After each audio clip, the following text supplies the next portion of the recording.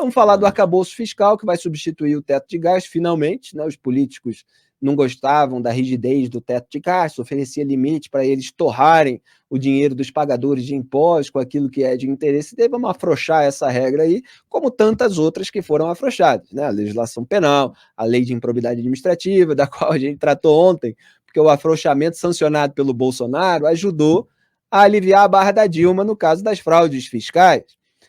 E outros afrouxamentos, então esse é mais um. O texto foi aprovado na terça-feira pela Câmara e encaminhado para a sanção presidencial, agora é o Lula no poder. O relatório do deputado Cláudio Cajado, do PP, acatou mudanças feitas pelo Senado e retirou da regra fiscal o Fundo de Manutenção e Desenvolvimento da Educação Básica, o Fundeb, e o Fundo Constitucional do Distrito Federal.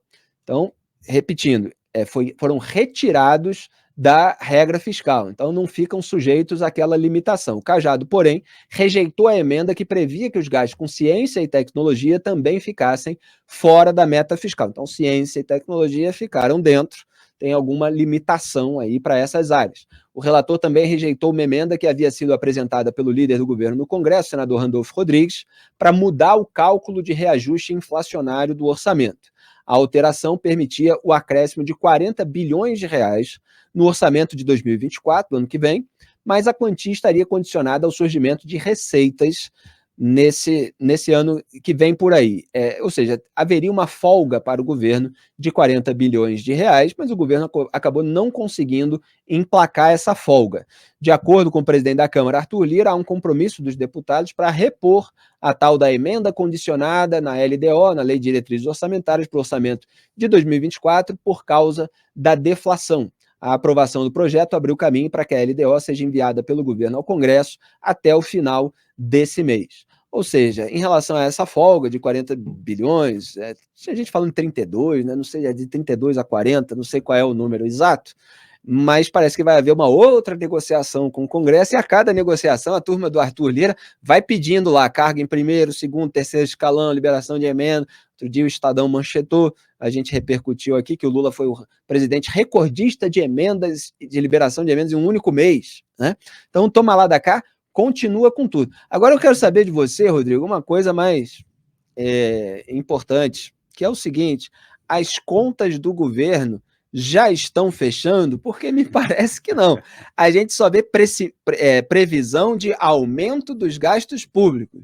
Aí, não, os gastos públicos nós vamos continuar aumentando, etc. Agora, o que fazer para aumentar a receita para poder custear todas essas despesas? Não, aí a gente vai vendo, peraí, jeitinho, imposto aqui e ali, mas a conta não está fechando ainda. Não, tem um pouco de matemática, né? Eu sempre falo isso. Esse governo é um governo de matemática. É o paladino irritadiço, Mr. L. Mas, assim, tem bastante de matemática, né? A gente falava isso desde o começo do arcabouço. Mesmo assim, é melhor do que regra nenhuma, né? Esse que é o bode na sala, né? O pessoal colocou um bode na sala e falou, olha, vai ficar sem regra. Não, agora tem uma regra. E de certa forma, até pela reação que você vê no mercado financeiro, essa regra ela pelo menos segura, né? Ela tira o que a gente chama de risco de cauda, né? De acontecer de sair do controle, principalmente inflação e gastos públicos. Por quê? Porque ela limita ali a IPCA mais 2,5, o máximo que você pode aumentar as despesas. E aí as pessoas vão falar assim, mas isso é muito. Mesmo assim, era mais na época dos governos petistas anteriores, isso variava aí, a média ficava aí próximo de IPCA mais 6%. Então, IPCA mais 2,5% já é algum freio. Na parte de gastos e receitas, né, despesas e receitas, vale lembrar que ontem também a Câmara aprovou aquele reajuste linear para todo o funcionalismo público, 9% a mais no contra-cheque de todos. Se você ainda não é servidor público, não fique preocupado, vão ser realizados vários concursos a partir de agora, basta uma apostila, um pouco de estudo ou bastante estudo, e você também pode ser um servidor público. Então não fique aí muito chateado, você pode ganhar mais também se você quiser. Não fique aí trabalhando para pagar imposto, etc., para sustentar todo o Estado que vai sendo inchado cada vez mais. Você também pode conquistar a sua boquinha, basta lutar por isso, é isso? Se você não está, exato, se você não está desse lado do balcão, então você vai estar do outro lado do balcão, e aí O Senado, inclusive, hoje, a Comissão de Assuntos Econômicos, aprovou aquele projeto de lei do CARF, né, para tirar aquele embate nesse que é um tribunal administrativo tributário, né? E o voto de desempate deve voltar. Agora vai ser, talvez em plenário, hoje à noite ainda lá no Senado, essa medida seja aprovada e o voto de qualidade volta para o governo, que é, em caso de empate, quem decide é o presidente do CARF, que é um indicado do governo, normalmente um procurador da Fazenda ou um auditor fiscal, e ele então vai decidir, obviamente, para o governo, e assim sendo, o governo consegue arrecadar um dinheirinho a mais. Tem até uma promessa aí de que a Petrobras teria uns 50 bilhões aí para entregar em imposto nesses contenciosos tributários. Isso aí, é só para explicar para quem é leigo mesmo no assunto, é o Tribunal do Fisco, né? Então você tem, por exemplo, grandes empresas que sonegaram durante muito tempo, tem litígios tributários, quer dizer, são alvo de processos nesse tribunal administrativo. E aí você tem um número de acho que são 5, né, votos no total. 8 votos, 4-4.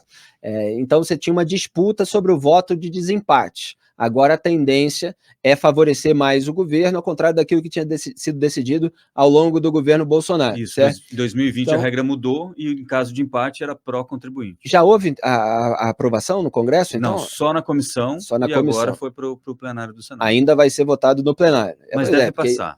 Deve passar, isso está sendo articulado pelo Arthur Lira há muito tempo, com o auxílio de OAB, de outras pessoas aí que estão sempre influentes nesse tipo de decisão. Então, seria mais dinheiro para o caixa do governo, porque ele tende a ganhar uma parte, pelo menos, desses processos. Exato, e para fazer frente a essas despesas que continuam crescendo, como você falou. Além disso, o governo tenta emplacar aí um PL, né? Estava na MP, porque as coisas, né, elas vão se conversando. A MP do salário mínimo e da correção da tabela do imposto de renda, aliás, quando você abre mão de alguma receita, você tem que mostrar de onde vai vir a receita para cobrir aquela receita que você está perdendo. Então, para garantir o reajuste da tabela do imposto de renda, estava colocado lá a tributação sobre fundos offshore, né? Aqueles fundos que o governo gosta de chamar de super ricos, mantém no exterior, né? Então você seria tributado anualmente naqueles fundos, só que o Arthur Lira não gostou muito disso e vai ser retirado isso da MP, mas não pode ficar sem nada para, como a gente falou agora há pouco, não pode ficar sem nada para compensar essa perda de receita. Então o governo vai colocar outra MP taxando os fundos exclusivos, que são os fundos de outros super ricos, que tem aí 10 milhões, normalmente, para cima, que aí começa a valer a pena você ter um fundo que é só seu, exclusivo porque é só seu. E ele tem algumas vantagens tributárias que vão ser, em tese, podem acabar agora com essa MP. Só que a ideia toda é colocar essa MP para poder fazer frente à correção da tabela do imposto de renda, deixar ela caducar e ela vira um projeto de lei, e aí sim o Congresso ou ela vira um projeto de lei, ou ela vai ser discutida na reforma tributária da renda. Eu sei que isso fica é muita coisa ao mesmo tempo, mas a ideia é a seguinte: o governo não sabe de onde vai conseguir tirar o dinheiro para tentar cumprir a meta de resultado primário zero. O que é resultado primário? Resultado primário é quando é a diferença entre o que o governo arrecada e o que o governo gasta, sem contar aí pagamento de juros. Quando você tem déficit, é sinal que você está gastando mais do que você está arrecadando. E o governo, o Haddad, que é o matemático mais respeitado deste país, disse que vai zerar esse déficit ano que vem. Ninguém com QI acima de 0 acredita nisso, mas, mesmo assim, há uma crença hoje entre agentes econômicos, analistas e gente do mercado financeiro de que pelo menos o governo deva reduzir esse déficit primário, como é chamado, né? E para isso o governo precisa arrecadar mais ou cortar despesa. Por enquanto, o governo continua se esforçando bastante para achar isso no seu bolso. Exatamente, aumentando imposto, vendo onde dá para tirar mais daqueles que suam a camisa para trabalhar. Agora, esse caso da offshore, é bom lembrar que o Arthur Lira é um sujeito muito conectado com o alto empresariado brasileiro, então fica todo mundo lá naquilo que a gente chama ironicamente dos embargos auriculares, né? Naquela conversinha no pé do ouvido. Não deixa o governo aprovar isso não, vai tributar lá a minha continha no paraíso fiscal, lá no exterior, eu disse, vou ter que gastar mais dinheiro, estou jogando dinheiro para lá justamente para manter. Aí o Arthur Lira faz uma pressão política para o governo não taxar os super ricos, não é isso? É isso, exatamente isso.